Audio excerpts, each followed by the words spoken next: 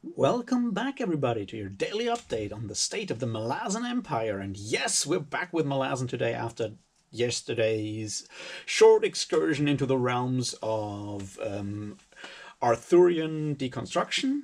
I finally got back to reading Malazan today after getting a lot of stuff done yesterday, and I'm slowly starting to feel better again. So there's that, and I found time to read some Malazan.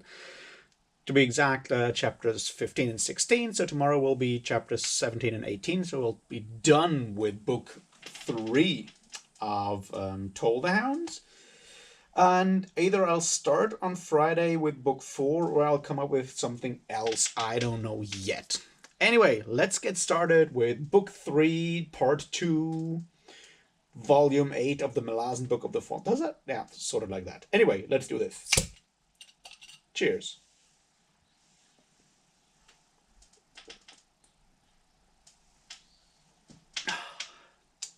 All right. So once again, we are following the usual order, or like sort of usual order of Toll the Hounds, which means first, like chapter 15 is basically in Darujistan. Chapter 16 is like checking in with all the other people that we have on the road to Darujistan, or to Black Coral, or wherever.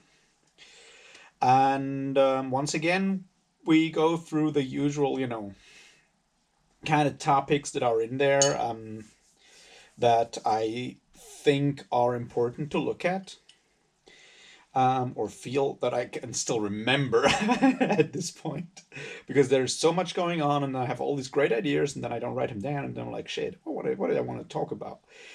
But this is not me complaining about how bad I am at making videos. This is talking about important aspects of these chapters. And there's a few very important, kind of messages in there today, or themes in there. And let's start with the Harlow and Bakinisk situation.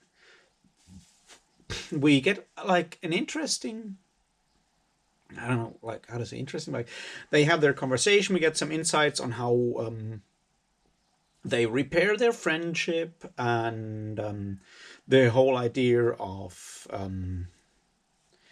how to say how this like microcosm of these kids working in the mining camp, how that reflects a lot of things that we can also see in larger, like written in large in our society, or in every society, with bullies, and how bullies try to enforce their views of the world, or at least control over a world that they kind of feel they have not enough control over, because they might just feel slightly like, I don't know, not intellectually not capable of like controlling the world, so they decide to use force instead. That's something that has never happened anywhere, truly. I mean, never at all. But what I found more interesting and intriguing was not so much that part, which has this amazing tenderness that Steven Erikson, and in this case, obviously, Kruppa, as the voice of Steven Erikson, Krupp, can show when describing the Harlow parts, which are written in this incredible tenderness in a way. But what I was more amazed by is that short thing when we have Krupp's voice as is, first describing the city of Darujistan, or like more like an ideal version of Darujistan as Bakinisk imagines it, as someone who has never been there, as this like utopia, or like place in our mind where we like a place we dream of and think of, or like wish to be or wish to escape to.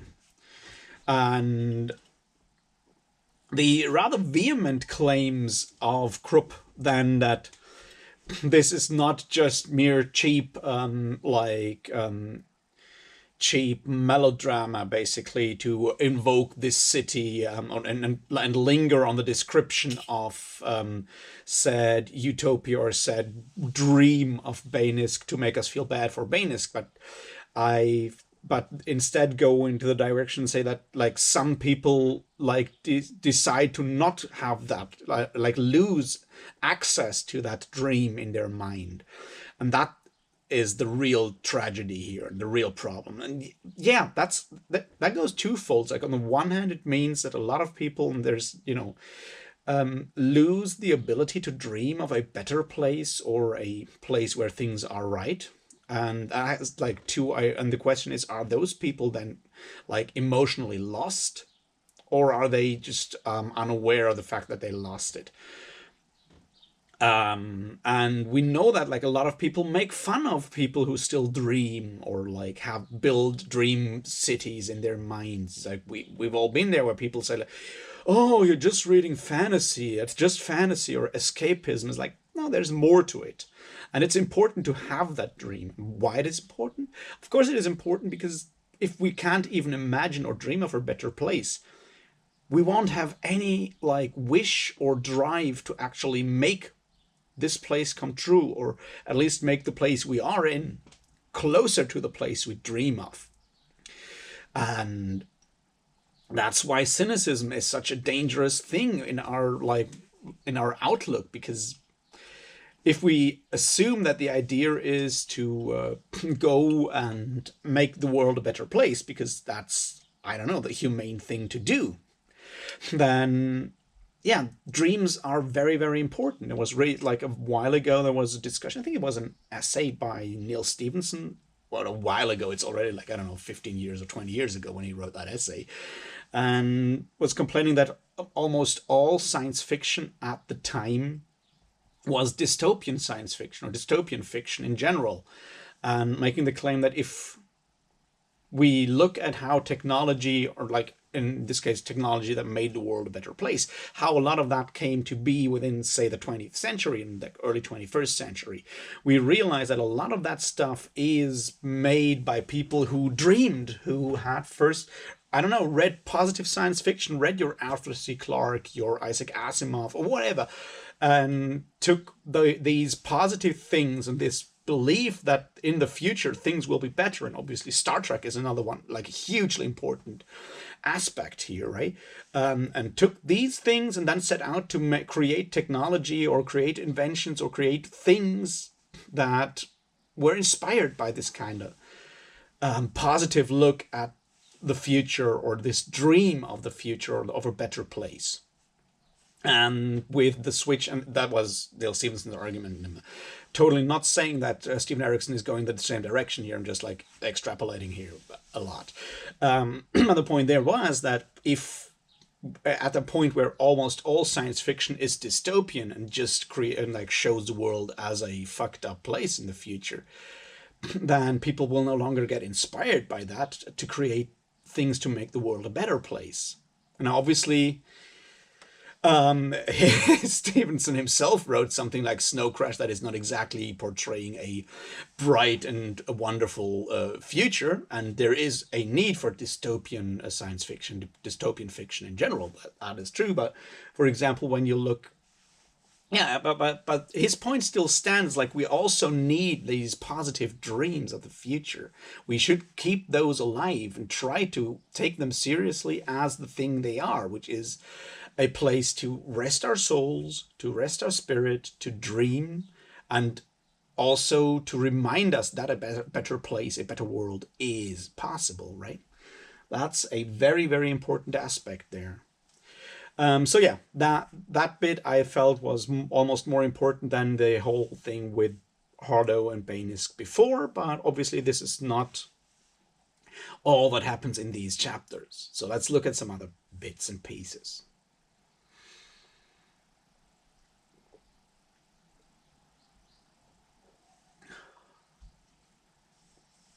All right. We finally get more of a clearer look at what the danger, that very abstract danger of the tyrant of the Ruzhistan. I feel now, I know obviously that there's a book by Ian Esselman that deals much more with the Ruzhistan and that whole matter in general.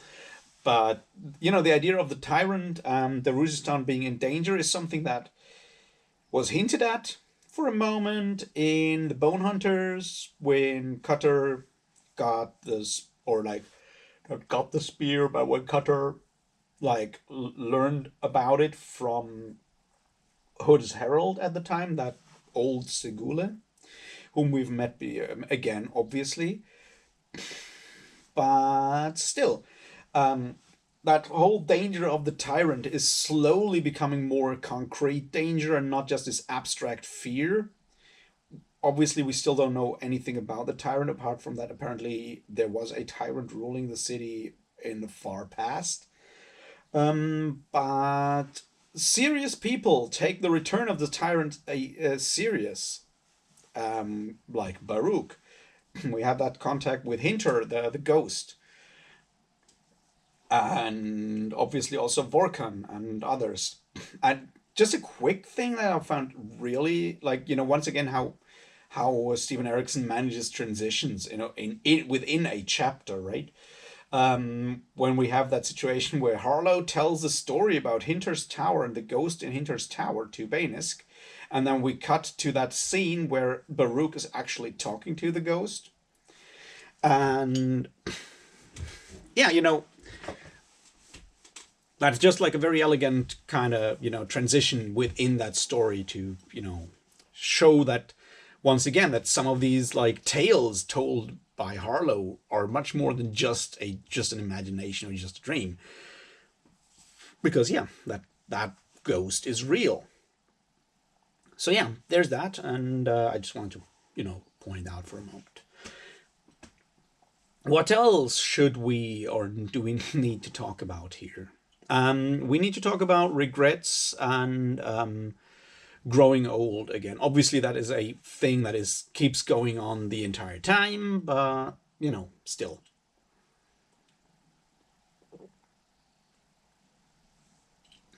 And that is the whole part with the bridge burners, the retired bridge burners, trying to recapture their soldierness, and Picker suffering some spiritual damage when she attempts to contact Ganos Paran and to figure out things there. And Blen being angry at Picker for not, going and doing stuff. And see, that's not an interesting, but I find it kind of telling that in a lot of fantasy stories we don't deal with this kind of thing, but growing old as someone who is or has been a badass, that's kind of like hit really hard. And it's like, especially in a society where growing old has like very harsh consequences, and the drive that we have in our society is oftentimes to appear as young as possible, and all of that comes from that fear of growing old and growing weak in a way and losing agency in the world. So that's just another reminder. And I feel in general, it's, as I've said that before, it's like where Gardens of the Moon kind of is that opening story where Darujistan is full of youth and maybe not naivete, but full of like enthusiasm and energy, and you have all these people with their glorious plans and doing their things. You have Crocus becoming a thief and falling in love, and you have, on the other hand, you have Murillo and Ralik trying to save Cole and they have all their great plans and all of that. There's so much potential or the feeling that there is so much potential in Gardens of the Moon. And Toll the Hounds is sort of the other side of that, where everything is dampened down. People are getting older. Everyone is complaining about how they're getting older and losing their touch or losing their, impulse to get things done in life in a way. And we have that very much with Murillo. Obviously, we have an even like bigger symbol of that is Irilta, although we haven't seen much of her at this point, only like at the beginning once or twice. But that whole idea of lost innocence in a way, because even though Ralik is an assassin at the beginning of Gardens of the Moon, and Murillo is already a, how to say, is also far from being innocent in that way of the word, but in general there is this innocence when it comes to like seeing the like being aware of the ending of the end of life, basically, or like the decline of life or energy in general. That kind of thing I feel is one of the biggest like things that hits me every time I read Toll the Hounds. Like how much more somber the atmosphere in Darujistan is, how much more somber everyone is, because everyone basically has lost their innocence. They're aware of all the dangers out there, of the world out there, which, you know, before then was kind of like the Darujistan could ignore that. It's like, yeah, the big threat was the Malazans, who weren't even there yet. And now the Malazans are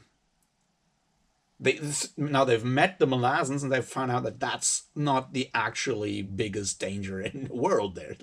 There's much more problematic shit going down all around.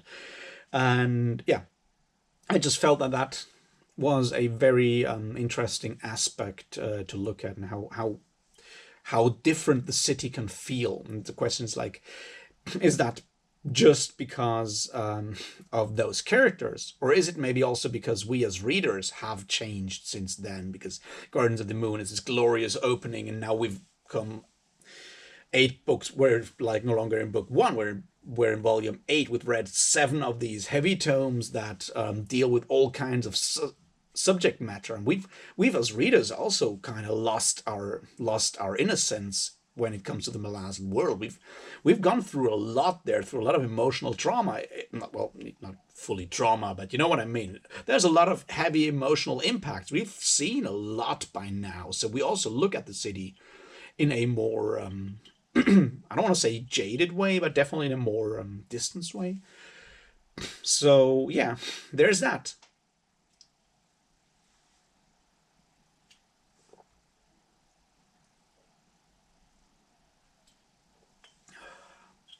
All right, what else? We should talk about Chalice and Qatar. And I'm not quite sure how to do that. Because it's like 2 things. Okay, let's start with the easy one, with the political one. That's after their lovemaking. They have this discussion about freedom and how everyone lives in a like their own bubble, basically, but some of them have more freedoms and others have other freedoms and so forth, and how Chalice is obviously, well, she's noble born, but that doesn't mean she has all the freedoms in the world. She's also constrained a lot by her role, which in that case would be her gender mostly, and other stuff there as well. And that is a very, very good discussion in a way of such concepts as privilege, because yes, she is more privileged because she is noble. She has the privilege of, in this case, money and rank and power in a way. But she also does not have the privilege of being a male, which would give her a whole other set of freedoms and possibilities and chances. And Cutter has that privilege of being male, but also has that lacks other privileges like money and rank. And the way they discuss this, I feel, is a good way to look at these concepts, to realize that just because they exist, like the fact that those things exist, first of all, mean that they change the way we look at the world, because some things just aren't, we need to consciously think about, because otherwise we're not aware of them. It's like I have a bunch of privileges that I need to consciously remind myself of, otherwise I'll, you know, forget that other people don't have these ways of looking at the world and don't have these possibilities and chances. And I found that debate they had there, that conversation they have there, really like enlightening in a way, because it, you know, pointed out all these different aspects of the problem in a way for and this is still just like one conversation within a larger chapter, within a book, within a volume of a series of novels. So it's not the main theme, or not always the main theme of the Malazan Book of the Fallen, but it still is a very interesting fact that there's room for this kind of discussion in there as well. Yep, there's that. Now there's more to talk about. And those are the ideas of adultery and women as property and what that entails. And we have that whole thing going on when Charlize is thinking about the fact that her husband Gorlas apparently is kind of turned on by his imagining her cheating on him or knowing that she cheated on him, and that she suddenly views or realizes that it could just be that because he thinks of her as his property, it's also his right, basically, his imagined right, obviously. Let's make this fully clear, but it's his imagined right to use or abuse her as her property in the way he wants. And if it, for whatever reason gives him pleasure or enjoyment to see her destroyed, or to, like, not destroy, but to see her descend into that emotional struggle that she is descending in that case, and that's also, in his mind, his right.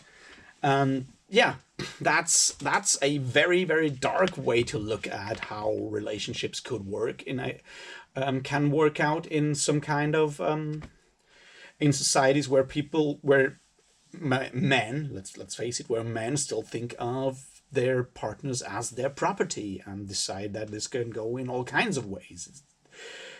Because it's still control, right? He basically sets up her cheating with Chardin Lim and all of that. He sets that up. It's still him controlling her, and her maybe her act of bravery or desperation, more likely, is actually going out and cheating with Cutter, because that's outside of his control, and she's afraid that this is the point that will make him insane. Because what a person like Gorlas Vidikas is all about is control. It's all about power and control, and to be aware that that is one way to look to one way of how to twist any kind of personality is this complete drive to have absolute control about everything. Is just, once again, the thing that you have with the bullies at the beginning, because Gorlas Vidikas, at the end of the day, he's another bully. He might be a bit smarter than some others.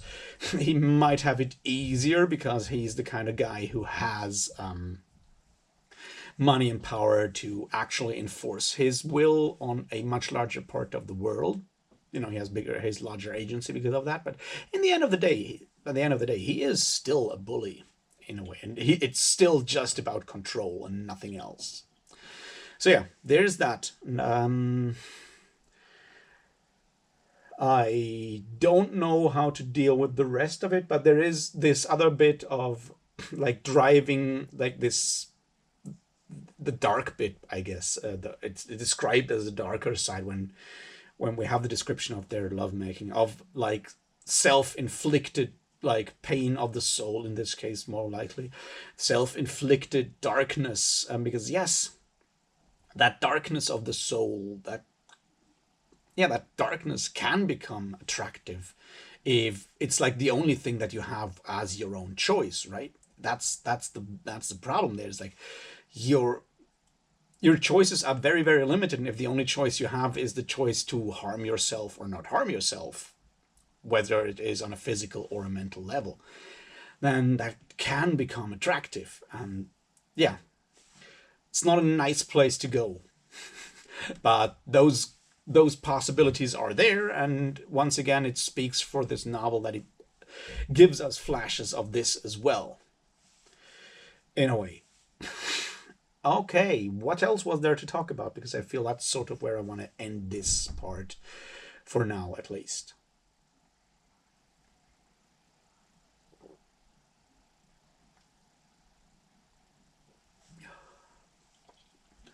I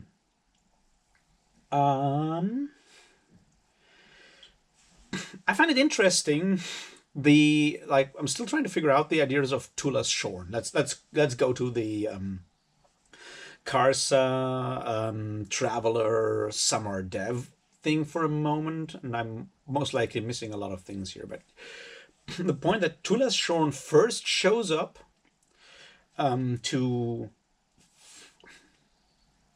what's his name, to Calor. Yeah, this is one of the most, like, at least for the Malazan Book of the Fall, one of the most powerful, like, scenes for Calor, I feel. And the interesting thing there is that when he shows up to Calor, he only gets called an Elaine. But is that true? Because he's obviously a soul taken, he's a soul taken Tist Edor, which we find out. But does Calor realize, or does Calor not know and just thinks it's just a dragon? So is Pulas Shorn also lying to Calor, or just lying to Samar Dev and Traveler and Karsa Orlon? Because he's obviously not telling the truth to them, but he says that he can't remember and stuff like that. We have just seen a scene before, but still, that's just one of the things that I was asking myself. It's like, yeah,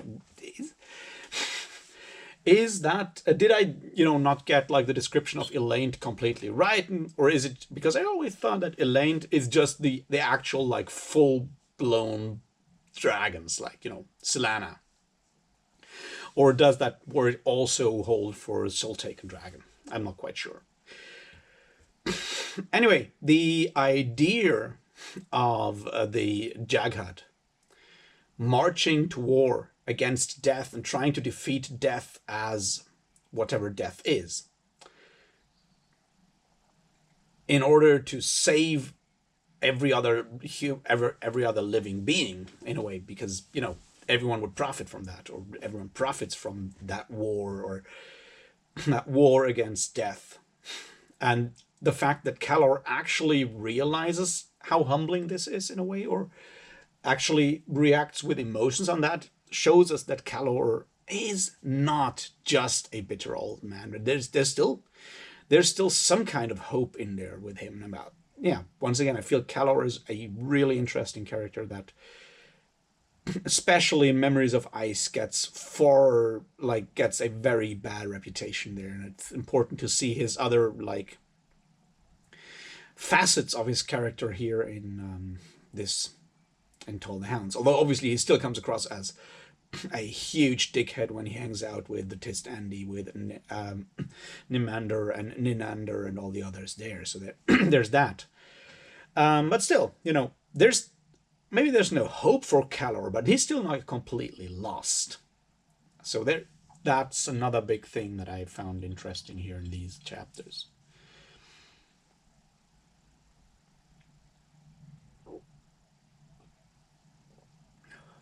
All right. What else? The idea that purity is a dangerous idea, or purity is wrong or problematic. And the alchemical ideas that are, is it Enda? I think it's Enda Silan having those ideas about purity, and that Anomander Rake had the right idea when he did what he did with the Tist Andy. You could read that as an argument also against all kinds of fascism, racism, and all the other stuff, where you decide that cultural purity is the thing. Which, no, it's not. It's most certainly is not. And progress and actual like flourishing come from mixing stuff, from admixtures. Like to have this in here as a small aside, as a like discussion about something at least vaguely different, is once again great. It's something I enjoy to have, like, get these thoughts out of something that is in fact still officially a fantasy story, right? So I just wanted to point that one out as well.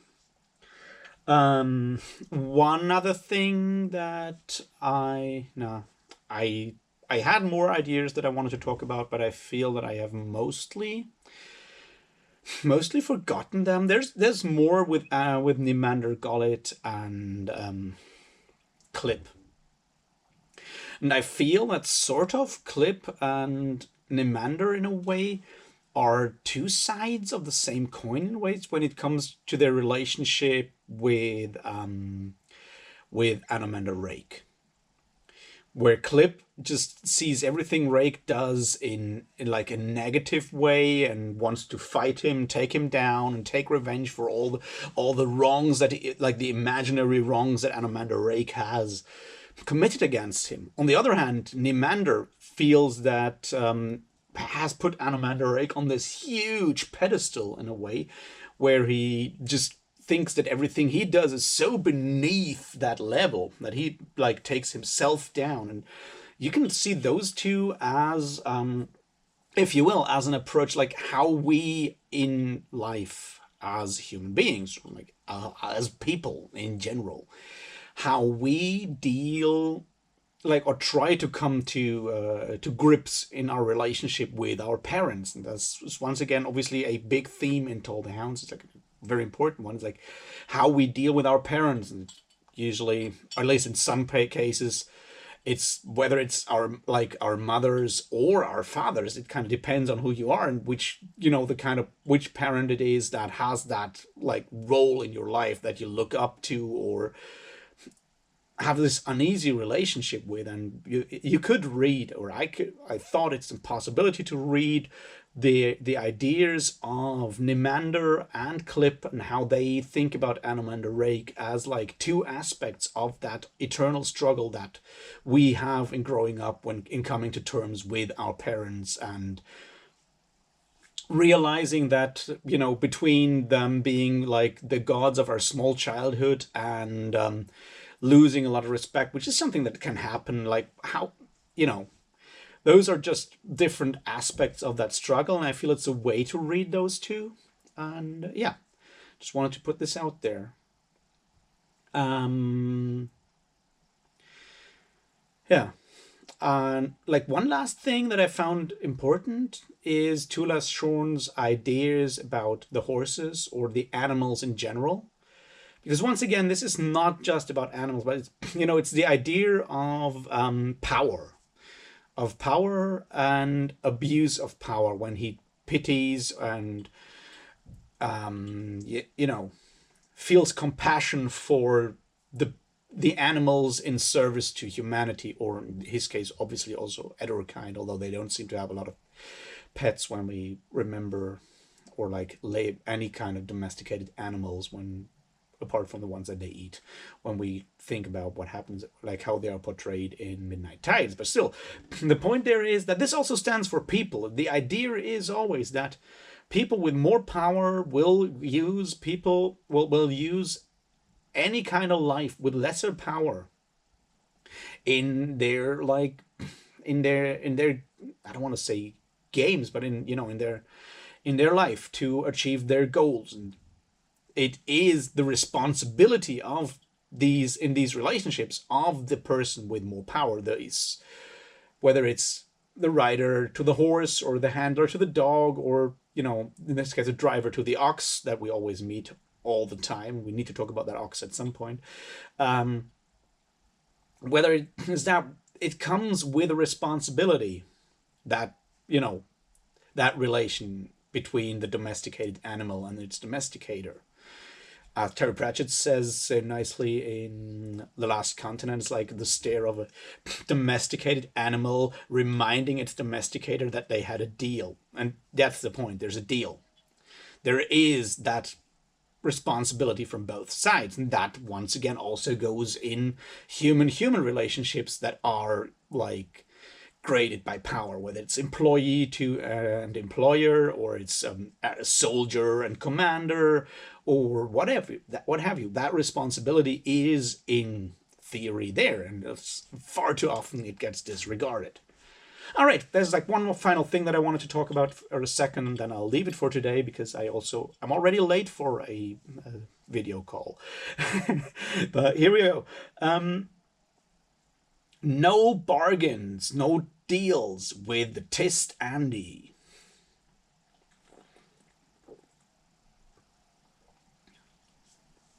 And this is important. This is very much important, because it makes the idea of doing something, not a favor, but doing something positive, showing compassion, and showing, like, doing acts of compassion in a way, and help. Those get devalued if they are put into the language of trade, of barter. It's like, it's not quid pro quo, because then you have a deal. That's a different thing than asking and getting help. And it's a very difficult thing, especially in today's society, the idea of compassion being given without anything in return.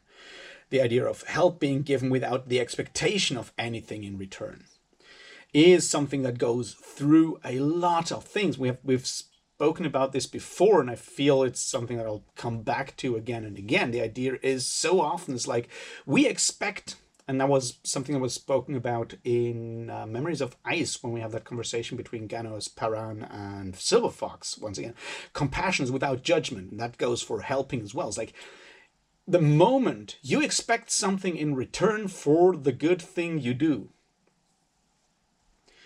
that moment you kind of sully it, because then it's just another deal, and deals always come with the idea of one person trying to, one partner in the deal trying to get the better of the other one. That's how deals work.